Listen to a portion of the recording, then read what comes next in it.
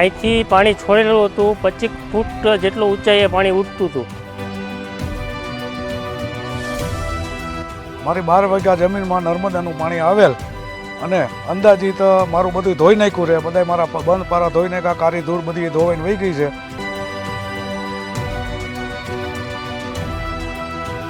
ઉપરથી પાણી આવીને તલાવડો તોડી અને અટાણે બંધ પારા તોડીને ખેતરમાં આવેલું પાણી છે.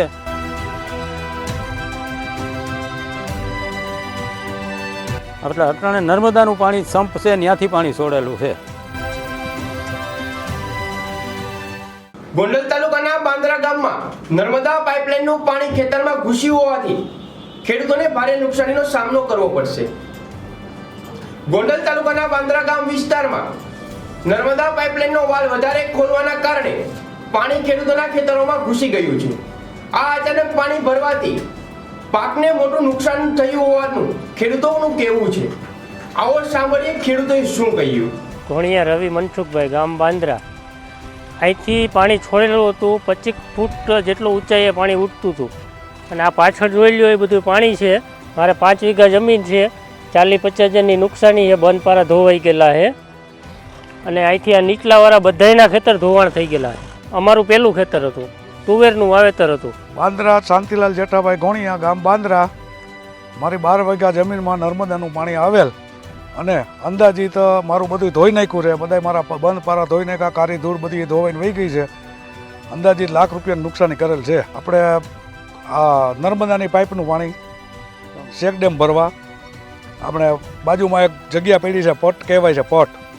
પટમાં એનો વાલ છે, એ વાલ આખો ખોલી નાખેલો અને ઘણા ખેતરને નુકસાની થઈ છે. નાથાભાઈ રવજીભાઈ ઘોણિયા, ગામ બાંદ્રા, તાલુકો ગોંડલ. નુકસાનીમાં 5 વીઘા ઘઉં અને 7 વીઘાના ધાણા.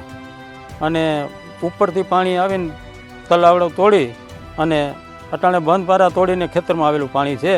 નુકસાની ચોમાસામાં ન થાય એટલું પાણી ઠેકીને અત્યારે ખેતરમાં આવી ગયેલું છે કે નુકસાનીમાં આવી રીતે કોઈ દી વરસાદથી કે ચોમાસાથી બન્યું નથી. એટલે અટાણે નર્મદાનું પાણી સંપ છે, ત્યાંથી પાણી છોડેલું છે. બાંદ્રા જે સંપ મૂકેલો છે, હવે એ બેદી થયા છોડેલું હતું, બેદી થયા ત્યાં તો સમતલ હાયલું જતું હતું નુકસાની વગરનું. પણ બેદી પછી આ ત્રીજે દિવસે જે થયું છે એ નુકસાનીવાળું ને પાણી અઢળક પાણી એવું કે ચોમાસામાં કોઈ દી નુકસાની થતી નથી. એવી રીતે પાણી બંધ પારા તોડીને આવ્યું છે. ખેડૂના જે બંધ હોય એ પાણીના રેવલમાં જ બાંધેલા હોય ચોમાસાની ઋતુમાં. તો અત્યારે એ ઠેકીને પાણી એવા 5 થી 6 ખેડૂને ઠેકીને પાણી આવેલું છે ખેતરો. અનેક એકર જમીનમાં પાણી ભરાઈ જતા ઊભા પાક નાશ પામ્યો છે અને આર્થિક નુકસાનની આશંકા છે. સ્થાનિક ખેડૂતો દ્વારા તાત્કાલિક જવાબદાર વ્યક્તિ અને નુકસાનની સર્વે કરીને વળતર આપવા માંગ ઉઠી છે. ઘટનાની જાણ ગોંડલ તાલુકા તંત્રને કરવામાં આવી છે. ત્યારે હવે આ મામલે તંત્ર શું પગલાં લે તે જોવું રહ્યું. આવા જ સમાચાર જોવા માટે જોતા રહેજો સત્ય સમાચાર ન્યૂઝ. નમસ્કાર.